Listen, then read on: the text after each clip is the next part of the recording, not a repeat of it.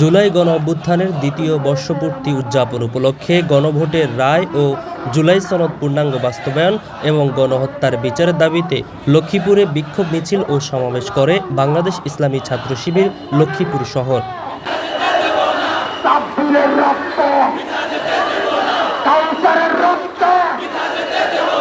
বৃহস্পতিবার বিকালে জেলা শহরের আফনান চত্বর থেকে শুরু করে দক্ষিণ স্টেশনে এসে সংক্ষিপ্ত সমাবেশের মাধ্যমে শেষ হয়।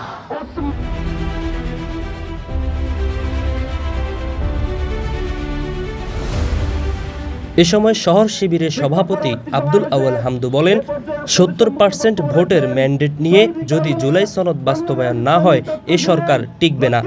২৪ ছাত্র জনতার আন্দোলনে ছাত্র জনতা বিজয় অর্জন করেছে, কিন্তু ছাত্র জনতা ফল করে নিতে পারে নাই।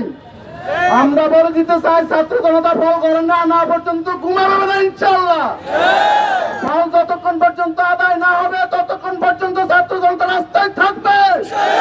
সংগ্রামী উপস্থিতি, ৫০% ভোটের ম্যান্ডেট নিয়ে আপনি সরকার, কিন্তু ৭০% ভোটের ভোটের ম্যান্ডেট নিয়ে যদি জুলাই সনদ বাস্তবায়ন না হয় এই সরকার টিকবে না।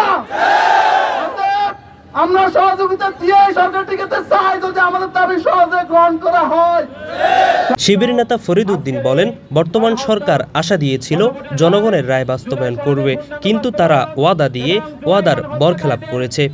বর্তমান সরকার এদেশের মানুষকে আশা দিয়েছিল তারা গণভোটের রায় বাস্তবায়ন করবে, জুলাই সনদে স্বাক্ষর করে বলেছিল জুলাই সনদ পূর্ণাঙ্গ বাস্তবায়ন করবে, ফ্যাসিবাদের বিচার নিশ্চিত করবে, কিন্তু আমরা ন্যাক্কারজনকভাবে লক্ষ্য করেছি তারা জাতির সাথে ওয়াদা দিয়ে ওদের বরখেলাপ করেছে, এদেশের ১৪০০ শহীদের সাথে গাদ্দারি করেছে।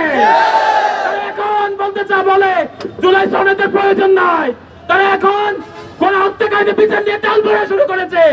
এখন পর্যন্ত জুলাই ২ বছরের অতিক্রম হচ্ছে, এখন পর্যন্ত একটি বিচার কার্যকর আমরা হতে দেখেছি। মিছিলে বিভিন্ন প্লেকার্ড দেখিয়ে এবং স্লোগানে মুখরিত করে ছাত্র শিবিরের নেতাকর্মীরা।